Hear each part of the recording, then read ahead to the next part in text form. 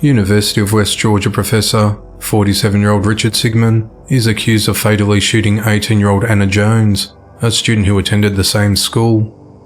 The events unfolded in the early hours of the 30th of July 2022, when Richard got into a verbal altercation with another man at Leopoldo's Pizza restaurant, located at 102 Adamson Square in Carrollton, Georgia. The other man told security that Richard threatened to shoot him. Security at the restaurant saw Richard had a weapon and told him to leave.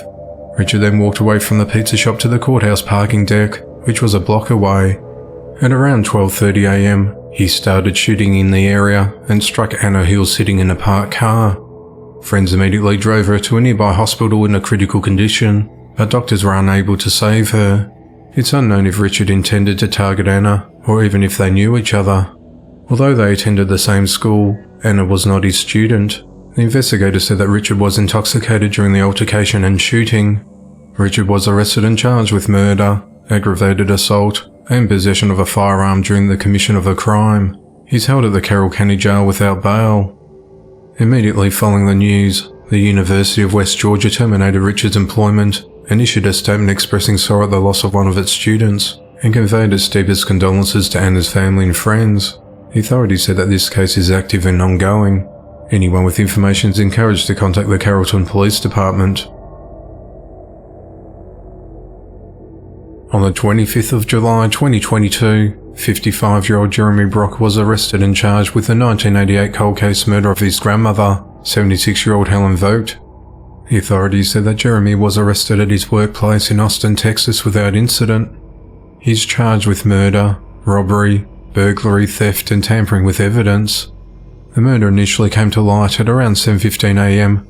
on the 23rd of July 1988, when a neighbour witnessed Helen's 1988 Buick LeSabre back out of the garage of a townhouse at a high rate of speed, with the driver of the car wearing a towel wrapped around his head.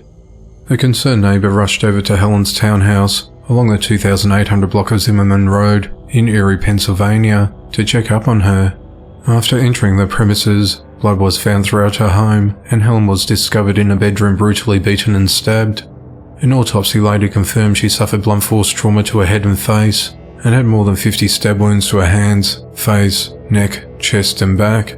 When officers arrived, they found her room had been ransacked, and Helen was on the floor of the bedroom next to her bed. The bed was soaked in blood, and there was blood on the floor, walls and windowsill. There was also a blood trail that led to the bathroom, where it's believed that the killer took a shower to wash away any evidence. There was more blood in the kitchen, and an open briefcase that Helen used to keep valuables in, that was open on the living room floor empty. Credit cards and other belongings were also missing. Police at the time found blood on 2 knives and a 2-pronged fork in a drawer. There's no sign of forced entry, suggesting at the time that the attacker knew the victim. A witness who lived next door told police that she heard muffled screaming sounds coming from Helen's townhouse at about 10:30 p.m. that night. The witness also heard noises of furniture being moved around, as well as people going up and down the stairs. On the 21st of August 1988, Helen's vehicle was found in Dayton, Ohio, in a parking garage next to a bus station. Samples of Jeremy's handprints, blood, saliva and hair were submitted to a lab in 1990, then again in 2022. The authorities credited new advances in DNA testing, which led them to be able to construct a partial DNA profile from the washcloth in Helen's shower, which produced a match to Jeremy's DNA. Analysis of blood samples taken from Helen's kitchen sink also linked Jeremy's DNA to the crime scene.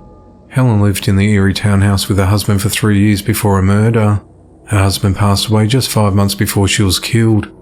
Helen's murder may have been prompted by a change in Helen's will and testament, where on the 20th of July 1988, just 3 days before Helen's body was discovered, she reportedly left half her $377,982 estate to her daughter, with the other half to be evenly distributed between Jeremy and his sister.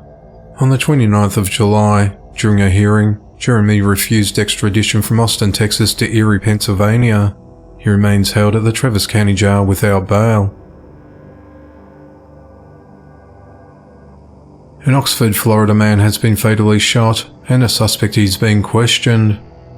The incident occurred at around 12:20 a.m. on the 30th of July 2022, when the authorities were called to the Dam Pub, located at 4666 County Road 300 in Lake Pansofsky, Florida. When officers arrived, they found 43-year-old Sean Farkas dead from an apparent gunshot wound. Investigators are currently following leads and speaking with witnesses. The authorities are asking for anyone who may have witnessed the incident or has information about it to come forward.